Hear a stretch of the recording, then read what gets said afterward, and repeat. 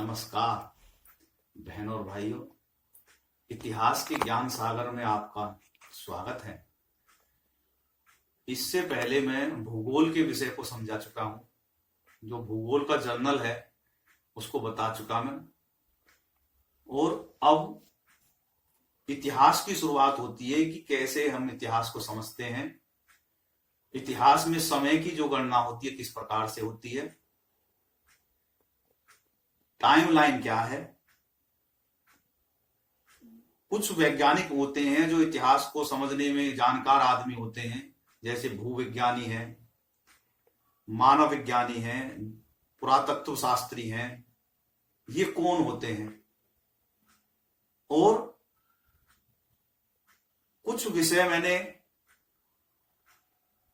ये बोर्ड पे मैंने रख रखा है,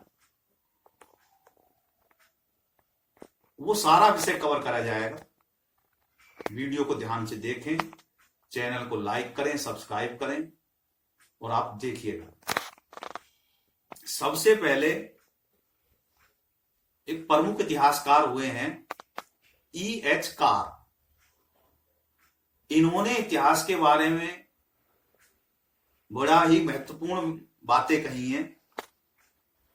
उन्होंने कहा, ये इनके विषय में बताऊं कि ये इंग्लिश जो है इतिहासकार रहे हैं। इन्होंने ज्यादातर जितनी भी किताबें हैं उनमें इनकी बातें जरूर पाई जाती हैं।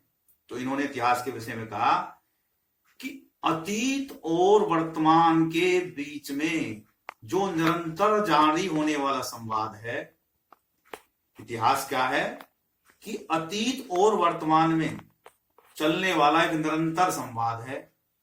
यह जो संवाद होता है वो किसके बीच में होता है? वर्तमान और अतीत के बीच में संवाद होता है। और इतिहास को जो समझा जाता है वो अतीत के आलोक में ही समझा जाता है। तो इन्होंने क्या कही? 3 बातें कही कि इतिहास क्या है? एक संवाद है। संवाद भी किसका है? अतीत का संवाद है वर्तमान के साथ में, यानी भूतकाल का वर्तमान समय के साथ में बातचीत चली हुई है। और ये जो बातचीत है, यानी वर्तमान को जो समझा जाता है, जो अच्छी तरह से जो समझा जा सकता है, वो अतीत यानी कि भूतकाल जो है उसके समदृष्टि में ही, यानी कि उसके आलोक में ही, छाया में ही हमको समझा जा सकता है, अच्छी तरीके से समझा जा सकता है। अगर हम अतीत को नहीं समझेंगे तो वर्तमान समझ में नहीं आएगा। तो हम तो ये समझेंगे कि हमारा जीवन तो ऐसे चल रहा है, हमने कितने संघर्ष करे, हमारे बड़े बूढ़ों ने कितने संघर्ष करे हैं। इसको समझने के लिए अतीत को जानना ही इतिहास है। ये निरंतर चलता रहता है। तो इन्होंने ये कहा। आगे है जो विषय है कि अतीत का जो अध्ययन हम किस प्रकार से करते हैं। तो इसको ये ऐसे ही नहीं होता भाई, इतिहास को समझने के लिए भी बड़ी बारीकियों की जरूरत होती है। तो इसमें सबसे पहला होता है भूविज्ञानी। भूविज्ञानी क्या है? जो भूविज्ञानी है, सबसे पहला जो आदमी, इसमें जो व्यक्ति होता है जो इतिहास को समझाता है, उसमें होता है भूविज्ञानी। भूविज्ञानी कौन होता है? जो पृथ्वी का जो भौतिक स्वरूप है इसका जो अध्ययन करता है और उसके बारे में जो बताता है वो भूविज्ञानी होता है। यानी कि पृथ्वी के इतिहास के विषय में यही व्यक्ति समझा पाएगा अच्छी तरीके से। ये पृथ्वी का निर्माण कैसे हुआ, इसका इतिहास क्या है। तो ये सबसे पहला व्यक्ति इतिहास को समझाने वाला कौन हुआ? भूविज्ञानी। दूसरा होता है जीवांश विज्ञानी। जीवांश विज्ञानी कौन होते हैं? यानी कि जो किसी के जीवांश का मतलब ही होती है जो जीव है उसका कोई अंश बचा हुआ है और वो हमें पाया है। जैसे पृथ्वी के भीतर से कुछ मिला, किसी व्यक्ति के अवशेष या वस्तु, उसके पेड़ पौधों के मिले या मनुष्य के मिले या पशु के मिले, तो उनके जो अवशेषों का जो अध्ययन करते हैं उनके जो अवशेषों को ही जीवांश कहते हैं। और उसका जो अध्ययन करते हैं उनको जो है जीवांश विज्ञानी कहते हैं। फिर होता है मानव विज्ञानी। मानव विज्ञानी वो व्यक्ति होते हैं जो मनुष्यों के स्वभाव, उनकी जाति, उनके समाज, और मनुष्य का विकास कैसे हो रहा है, इसके विषय में जो भी जानकारी जो देते हैं उनको मनुष्य विज्ञानी कहते हैं। फिर होता है चौथा पुरातत्व विज्ञानी। पुरातत्व विज्ञानी किसको कहते हैं, जो जमीन के अंदर से कुछ पुरानी चीजें मिलती हैं या स्थल जो बने हुए हैं, जैसे कोई किला है उसके विषय में, या जमीन के अंदर से खुदाई भी, वो ही अपने निर्देशन में खुदाई करवाते हैं और उसके अंदर से जो भी चीजें मिलती हैं, जैसे कोई कंकाल मिला या कोई बर्तन मिले, मृत्यु भांड उनको बोलते हैं, और भी कुछ चीजें मिली, औजार मिले, तो ऐसी चीजों को, जो पुरानी चीजें हैं, उनके अध्ययन करने वाले को पुरातत्व विज्ञानी कहते हैं। इसके अलावा भी और कई व्यक्ति होते हैं जिनमें क्या बोलते हैं, भाषा विज्ञानी होते हैं। वो आज की भाषा के साथ साथ में पुराने समय की जो भाषा और लिपि होती है उनको पढ़ने में सहायता करते हैं। एक होते हैं शिलालेखों को पढ़ने की कला होती है एक को, क्योंकि उन समय में शिलालेखों में कुछ बातें ऐसे पहेली के तौर पे लिखी जाती थी, वो जिग्जा बोलते हैं, एक एक चीजों को मिला के बनाना, तो वो उनको पढ़ने की उनमें महारत होती है। तो ऐसे व्यक्ति भी होते हैं। इन सब की सहायता से ही इतिहास को समझा जाता है, यानी कि इतिहास को अध्ययन करने में ये सहायता करते हैं। और सबसे बड़ा होता है इतिहासकार। इतिहासकार वो व्यक्ति होता है जो इतिहास को लिखता है, और वो ऐसे ही नहीं लिख देता कि मुंह में आया लिख दिया। पहले वो समझता है किसी विषय को, फिर उसके बारे में जानकारी इकट्ठा करता है, फिर जानकारियों के अलग अलग जगह से जानकारी आई उसको, तो उन जानकारियों का आकलन करता है, फिर उनका तालमेल बैठाता है, और उसके बाद में ही वो इतिहास को लिखता है। और फिर ये देखता है कि भाई ये जो मैंने जो विषय लिखा है कि ये सही है। अगर वो उसने गलत जानकारी दे दी तो भविष्य के जो बच्चे हैं या और भी लोग हैं वो उसको पढ़ेंगे तो वो अर्थ का अनर्थ भी कर सकते हैं। तो इतिहासकार जो होता है बड़े सावधानी से इस इतिहास को लिखता है। दो तरह से इतिहास लिखा जाता है। एक तो ऐसा व्यक्ति जो स्वयं मौजूद हो, जैसे राजा जो लोग थे, महाराजा लोग थे, वो अपने साथ इतिहासकार लेकर चलते थे। जैसे आप संसद भवन चलती रहती है तो संसद भवन में जो भी घटनाएं होती हैं उसको लिखने के लिए वहां पे टाइपराइटर बैठे रहते हैं। जैसे ही कोई बोलता है वो लिखते रहते हैं।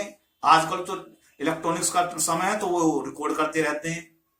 जो स्पीकर होता है, अध्यक्ष होता है लोकसभा का या विधान या राज्यसभा का, तो वो इतिहास लिखवाता है। तो वो जो भी बात निकालनी होती है उनको डिलीट मरवा देते हैं, बाकी वो रिकॉर्ड का दस्तावेज रिकॉर्ड होता रहता है। जो भी कोई बोलता है तो वो वहां का इतिहास हो गया, यानी कि वो मौजूद है वहां पे। कुछ इतिहास को समझने के लिए हमारे पास पुराने समय के जो साहित्य होते हैं उनसे समझा जाता है। तो यानी कि इतिहास को इन प्रकार से अध्ययन करा जाता है। अतीत के का ही अध्ययन करना ही इतिहास कहलाता है। अब होता है कि इतिहास का तो अध्ययन हमने कर लिया, करेंगे, तो उसमें क्या होता, समय होता है। समय की गणना कैसे की जाती है, क्योंकि समय की गणना के अलग अलग पैमाने होते हैं। समय क्या है, समय उसे कहते हैं कि जैसे हम कोई बात अब कर रहे हैं और उसको करने में जो भी क्षण व्यतीत हो रहे हैं, जो भी समय बीत रहा है, वो समय कहलाता है। और समय निरंतर चलता रहता है। उसको नापा कैसे जाए, आज के समय तो घड़ी है, कैलेंडर हो गए, लेकिन पहले कैसे करते थे, ये शुरुआत कैसे हुई, इसके विषय में क्या है, जो हमारा भारतीय दर्शन है ये बड़ा विस्तृत है, विशाल है। एक से एक हमारे पास पैमाने हैं। उन्होंने समय को नाप के बताया, अलग अलग फॉर्मूले से बनाया, और आज का जो आधुनिक समय की गणना करने का जो तरीका बना है वो उन्हीं के ही पृष्ठभूमि को देखते हुए बनाया गया है। हम गौर से देखेंगे तो हम पाएंगे कि भाई ये तो वही हमारा से चुराया हुआ है। तो यानी कि जो भारतीय दर्शन रहा है वो हमेशा से बिल्कुल आधुनिक समय के पैमानों पे हमेशा खरा उतरा है। लेकिन हमें जो पढ़ाया जाता है ये विषय को थोड़ा धूमिल कर दिया जाता है, यानी कि हमारे सामने सीधा विदेशी जो बाहर का जो विषय है वो हमारे सामने रख दिया जाता है और हमारे बच्चे यही समझते हैं कि भाई हम तो इस विषय में कुछ जानकारी थी नहीं।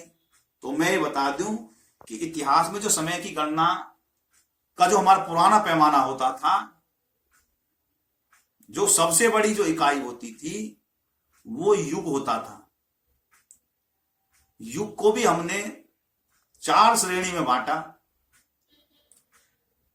सतयुग, इसकी कालखंड की हमने समय सीमा तय कर दी। उसके बाद में त्रेता युग, द्वापर और कलयुग। आज का जो वर्तमान समय कालखंड चला हुआ है ये कलयुग है। इसकी भी समय रेखा हमने निर्धारित करी हुई है और इस प्रकार से ये चारों, इनको चतुर्युगीय समय बोलते हैं। तब ये बीत जाते हैं, फिर से ये शुरू हो जाते हैं।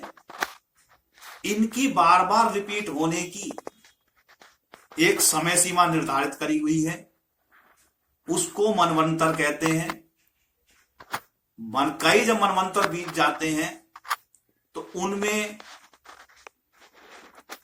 एक समय ऐसा आता है कि प्रलय, और ये विषय इससे इतर चलता चला जाएगा। वो विषय मैं अलग से बताऊंगा।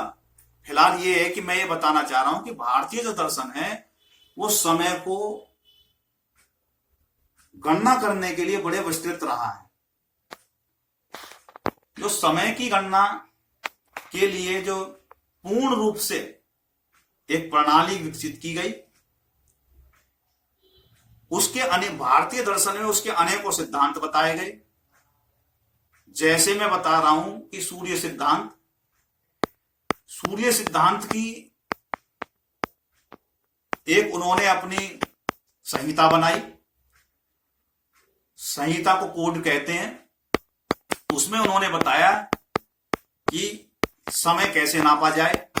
तो उन्होंने जो वो पुस्तक है सूर्य सिद्धांत, उसके 11 श्लोक से लेके जो 23वें श्लोक तक इसके बारे में विस्तार से बताया हुआ है। क्योंकि मैं इसके विषय में बताता चला जाऊंगा तो मामला लंबा हो जाएगा।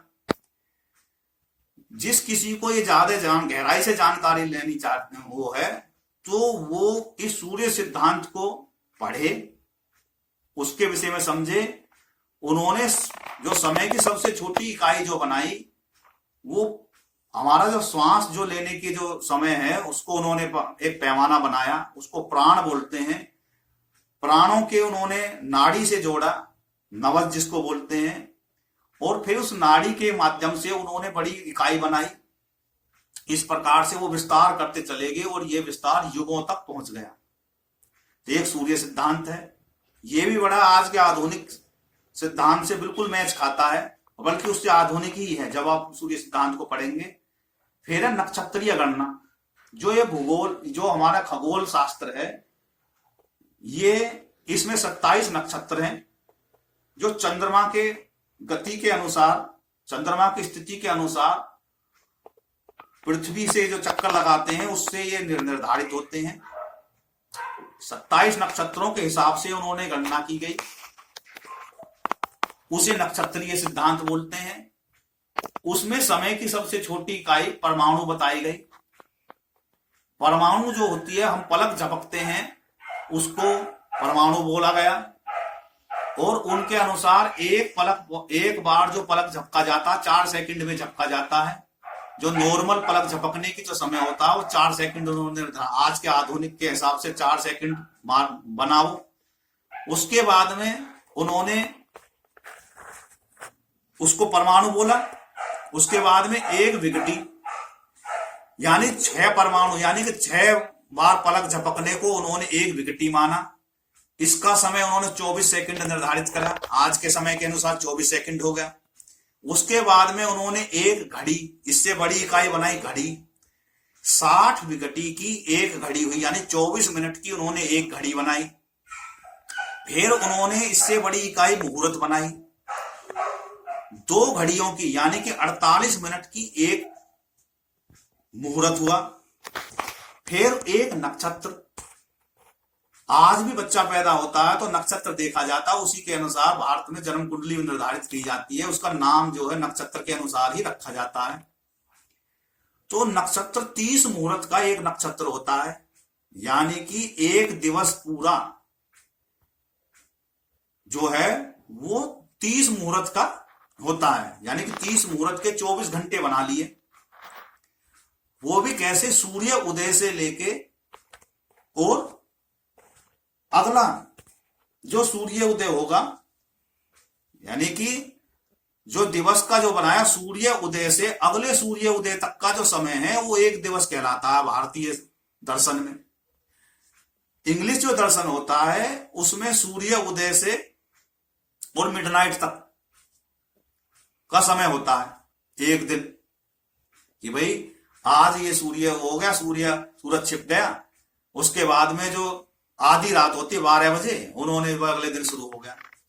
लेकिन भारत में ऐसा नहीं है। भारतीय तो दर्शन में था कि भाई आज जो सूर्य उदय हुआ है उसके अगले दिन जब सूर्य उदय होगा तब एक दिन होता था।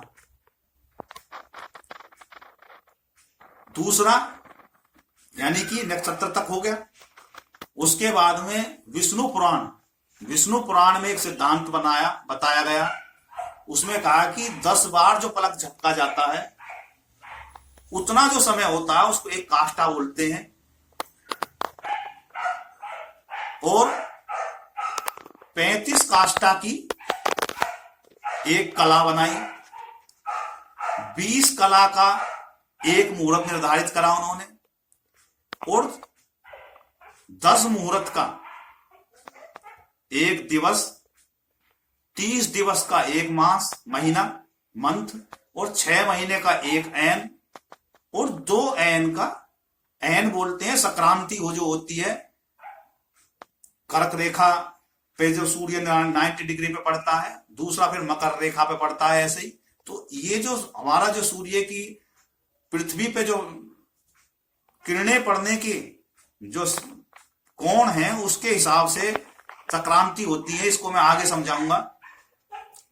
2 ऐनों का एक वर्ष हुआ, एक वर्ष तक उन्होंने विभाजित करके बनाया। तो वे विष्णु जो पुराण है उसमें ये जो है सिद्धांत है। फिर वैदिक समय गणना हुई। वैदिक समय गणना में क्या हुआ कि उसके बाद में वैदिक समय गणना का एक पैमाना आया जिसमें एक त्रिश रेणु 6 ब्रह्मंडलीय के बराबर बताई गई, और एक उसमें त्रुटि 3 जो है त्रिश रेणु के बराबर बताई गई, यानी कि ये जो सेकंड का भी 1/जो 168.5वें भाग तक का नाप के बताया है, वो त्रुटि जो है इतने सेकंड की होती है। इतने आज के समय में से भी उतने समय में कैसे विकसित था?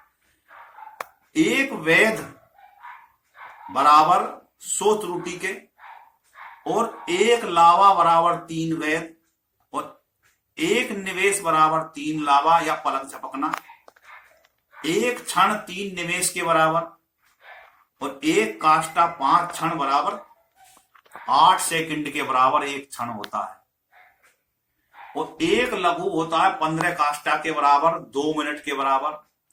फिर 15 जो लघु होता है 1 नाड़ी के बराबर होता है, जिसे दंड कहते हैं। 2 दंड का एक मुहूर्त उन्होंने निर्धारित किया। 6 या 7 मुहूर्त का उन्होंने एक याम यानी कि 1/4 दिन, और 4 याम का एक पहर बनाया, और एक दिन और रात्रि उसमें जो शामिल, पहरों में जो है वो दिन और रात्रि शामिल होते हैं, 8 पहर के दिन रात होते हैं, यानी 4 पहर का दिन होता है, 4 पहर का रात होता है। यहां तक मैं इसमें आपको मैंने बताया। इसके बाद में मैं आधुनिक समय की गणना कैसे की जाती है आज के समय में उसको बताऊंगा। इसको मैं अगली वीडियो में बताऊंगा। वीडियो ज्यादा लंबी ना हो इसलिए मैं इस वीडियो को यहीं समाप्त कर रहा हूं। इस वीडियो को ध्यान से देखें, लाइक करें, चैनल को सब्सक्राइब करें। बहुत बहुत धन्यवाद। जय हिंद, जय भारत, भारत माता की जय।